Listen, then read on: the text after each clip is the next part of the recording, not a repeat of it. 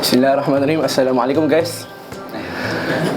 Tuan-tuan, perempuan yang dirahmati Allah SWT sekalian, dan sahabat-sahabat yang dirahmati Allah SWT sekalian, kita telah pun masuk kepada fasa yang terakhir di bulan Ramadan, iaitu 10 malam yang terakhir di bulan Ramadan, yang mana diriwayatkan daripada di dalam hadis Nabi SAW yang diriwayatkan oleh Sayyidatina Aisyah radhiyallahu anha, yang mengatakan bahwasanya mafhum hadis yang membawa maksud, sesungguhnya Rasulullah SAW itu ketika mana masuk bulan Ramadan, amal ibadahnya itu, kesungguhannya Rasulullah SAW dalam melakukan amal ibadah lebih lagi daripada bulan-bulan yang sebelumnya.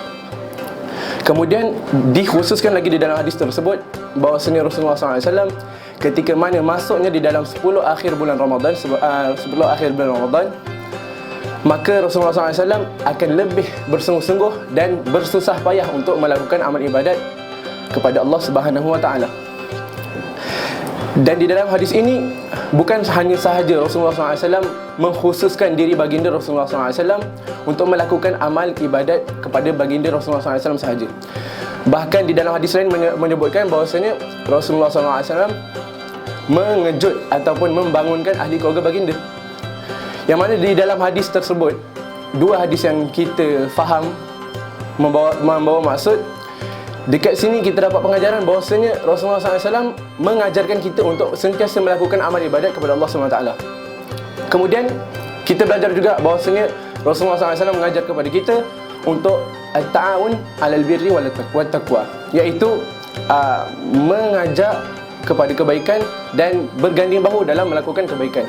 Iaitu di mana kita dapat lihat bahawasanya Rasulullah SAW itu mengejut dan membangunkan ahli keluarga baginda untuk bangun pada malam 10 malam yang terakhir, semata-mata untuk melakukan amal ibadat kepada Allah Subhanahu Wa Taala.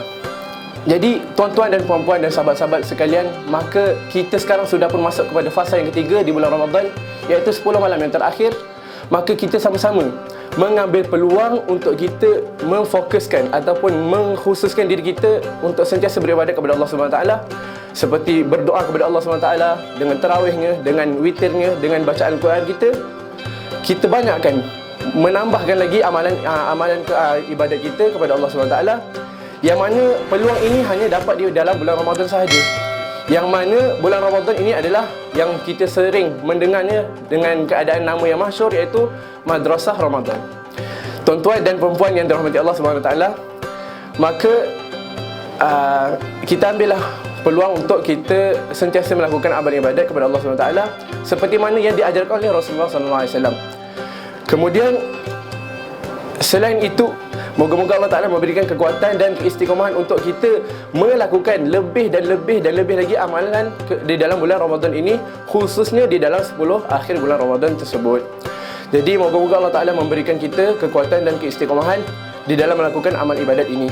Dan yang terakhir, saya akan menutup dengan tips-tips ataupun sedikit cara untuk mendapat keistiqomahan di dalam satu amal ibadat. Iaitu yang pertama adalah kita mestilah memaksa diri kita. Yang pertama mesti kita memaksa diri kita. Dan yang kedua, apabila kita sudah memaksa diri kita, kita akan jadi keterbiasaan. Kita akan jadi biasa. Bila dah paksa, kita akan jadi biasa. Dan apabila kita dah biasa, kita dah rasa lazat, kita dah rasa nikmat, maka kita akan lahirlah keistiqomahan dalam ibadah tersebut. Jadi wabillahi taufiq wal hidayah. Assalamualaikum warahmatullahi taala wabarakatuh.